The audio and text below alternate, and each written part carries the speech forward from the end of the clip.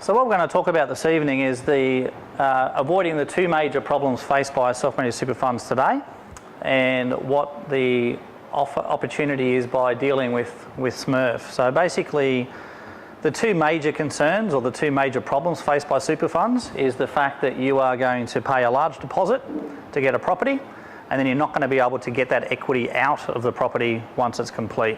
So basically, it's effectively a buy and hold strategy. So what we're doing is we're actually going to be talking about those two strategies and the three things that set us apart to the other superannuation property companies out there is that we actually have a property research team. We work closely with them. They are the specialists in what they do. We also have our wholesale property division where you buy property as a co-developer, and the new liquidated property acquisitions division, which is buying distressed properties and then also passing that on to our participants within what we do here at self-managed super funds. So the major problem with super these days, as I'm sure you're all aware, is how long will it last you in retirement? The mathematical equation is you should divide or multiply what you want to live on. So if it's $50,000 a year, multiply that by 20, and you're going to need $1 million in retirement, and that's in today's money. So the big question is, do you actually have that? So what we do is it's all about knowing where and what to buy, and once you actually have acquired one of those properties through our wholesale division or through our liquidated position, when you get it at the end, the big question is, do you hold it? So do you liquidate it, take the cash and go to the next opportunity, or do you actually hold it because of the good capital growth? And that's where we actually bring in Invesco. Invesco Strategies, headed up by Neil McLean, who we're lucky enough to have here this evening, is now going to talk to you about what you should do if that property does actually fit into that strategy of holding it for the long term. And I'll just hand you over to Neil. Thank you, Neil. Before you do that, I'm just going to turn that off now. Yep. Thank you. And good evening, ladies and gentlemen. Property investment is something that I've been doing for a little while now, about 35 years or a little bit longer, I think.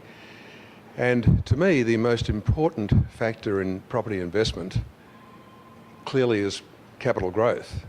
It always has been capital growth.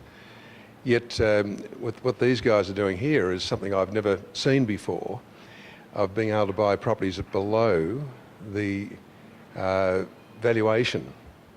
And that's something that I was very intrigued with. It's something that with my client base, we like to utilise their services, and I'm more than happy to let them utilise my services of looking at the potential of capital growth. We're a buyer's advocate, a buyer's agent, if you like, and clients engage us to research a property they were considering for property investment for themselves, whether it be in or out of super. So the service we provide is to write a report as to what the potential of that property is, both for capital growth and income security, so they can make an educated and informed decision. In other words, we do their due diligence for them. Our service to our clients is that if we find a property that has potential for capital growth, that particular property, generally we become the agent, or we do a conjunction deal with the agent that they've been talking to. That's our only fee, or how we get remunerated. We don't charge anything to clients. Many clients find that the property they're looking at perhaps hasn't got the same growth potential. We might have something else, we can make suggestions.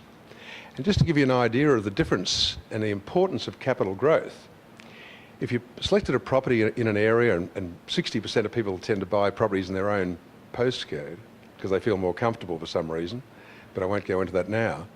But if you selected a property that grew at 7% per annum, or we found you one, or you found one, whatever it may be, that would grow at 10% per annum, the difference over a 10-year period in your pocket is over $200,000. And that's the power and importance of capital growth. Outside of super, it can be used as equity to borrow against. for another property inside of super, of course, if you're structured the right way and getting the right advice, it's tax-free capital gain. So it's very, very attractive. So we at Invesco, with our clients, and we've been going now since Invesco's been going since 1990, we introduce our clients to SMSF property services for these wholesale properties. And what they've asked us to do is, for their clients, and indirectly for our clients, is give them an opinion, or an appraisal if you like, as to whether or not the property would be worth holding on to. In other words, you might buy one of these properties and you're 30, 40,000, whatever it may be, better off when the thing's built. What do? Do you just sell it straight away, pocket it, pay tax on it, which is not attractive, or do you hold on to it? And of course, if there's no potential for capital growth, there's no point in holding on to it. It's not doing anything. You're just postponing what the tax you might pay on it, and you're limiting yourself to doing it again with these guys. But if, on the other hand, there was capital growth potential, if we said to these guys we can see 10% potential in capital growth there, why not hold on to it? And this is the decision you've got to make. So that's a service down the track.